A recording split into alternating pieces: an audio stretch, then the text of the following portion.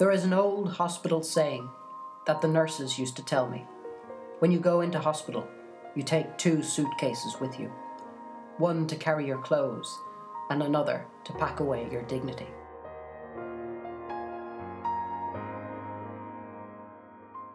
These are the forms to get your blood test done. You're going to have to wear the mask to get to the other end of the hospital. I don't want to wear the mask anymore. I've had 8 years of being jabbed with needles and having tubes stuck in me. I'm supposed to be getting better. I don't want to wear the mask.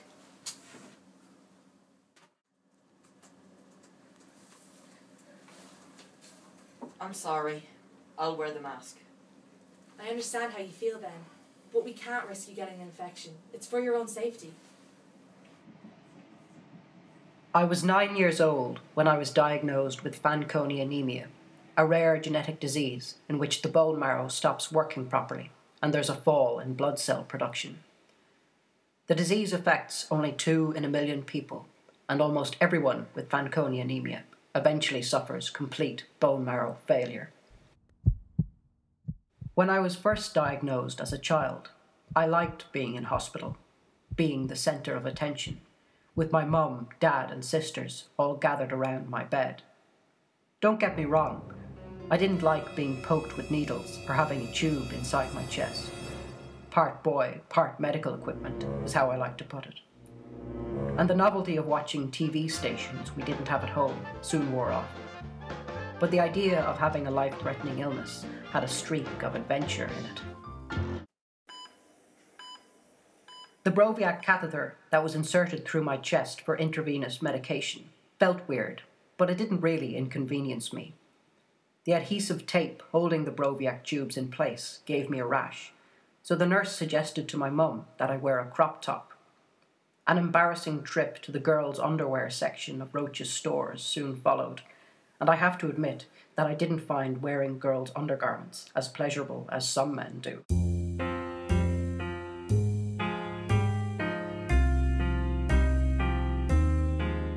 Then there was the medication. Taking an oxymethylone pill every day was no major deal. There were even some unexpected benefits. At the school sports day in 6th class, I won the bronze medal in the sprint race, and I'd never been good at sports. Of course, if it had been the Olympics, I would have been disqualified for taking anabolic steroids, but I don't like to talk about that part. Get up there! Coming after you! Fucking deadly. Since I can remember, I've liked creating things, and I wasn't going to let my malfunctioning bone marrow get in the way of making movies. Or setting up the Not Well Club and putting out a monthly magazine as editor-in-chief. And writing stories like the one about the boy who tormented sheep by reading poetry to them.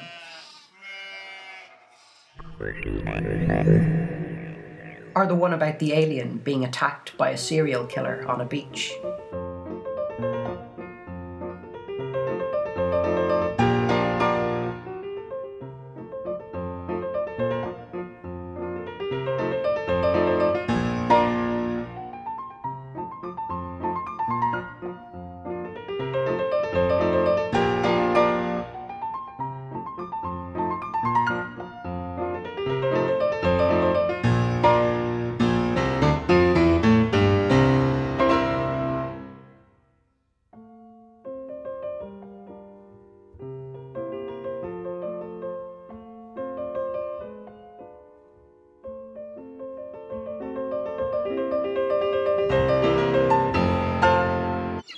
Of course, there were things I wasn't able to do because of my illness. Contact sports, for one. But I thought of Fanconi anemia as something that made me unique, that set me apart from my peers. It was exciting to think I had a disease that no one else I knew had. I never imagined the things that might happen to me because of this illness. I was just a kid whose life was a little different from his friends.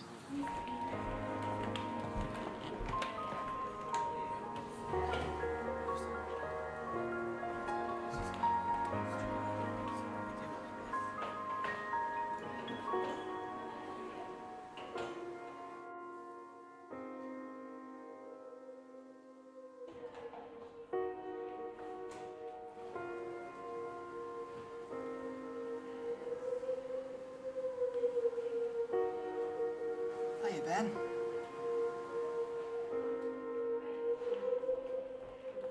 We had a chat when you were here for your last transfusion about the EPO injections and how your blood counts haven't improved. I'm ready for the transplant. I know the risks. I'm ready. I know you are. When the time comes, you'll have a new Broviac inserted, and you'll have to undergo a course of radiotherapy to get rid of your Fanconi-affected bone marrow, followed by chemotherapy to ensure that the bone marrow is totally eradicated. Then you'll get your new bone marrow, and we see if your system accepts it.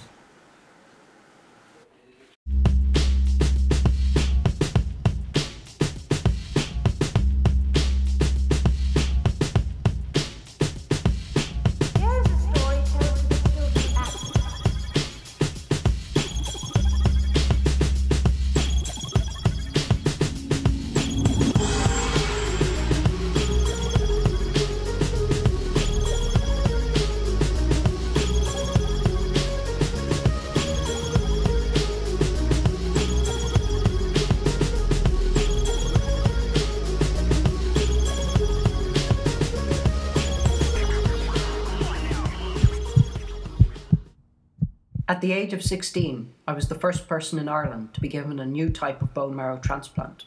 There was only a 50% chance that I would survive, but I wanted my one chance at more life. I spent nearly 3 months in hospital.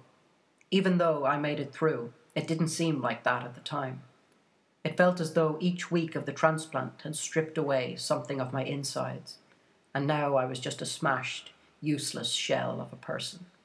I was kept in an isolation unit, and only hospital staff and my parents were allowed in to see me. My muscles were wasted and I was too weak to walk. Actually, I was so weak that my parents and the nurses had to help me wash myself. All the little indignities were often harder than the big challenges. I had lost a lot of weight, but my stomach and face appeared bloated. When I looked into the mirror, I saw the kind of man a child might draw. Perhaps what scared me most was the fact that I had lost my sense of things.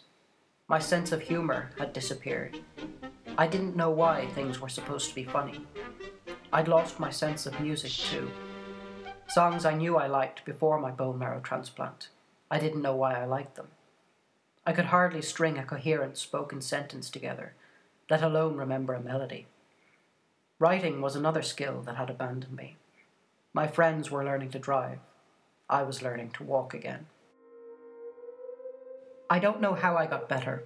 Well, I'm sure all the medication I was taking had something to do with it. But at some point, the certainty of death slipped away, and gradually my sense of things came back.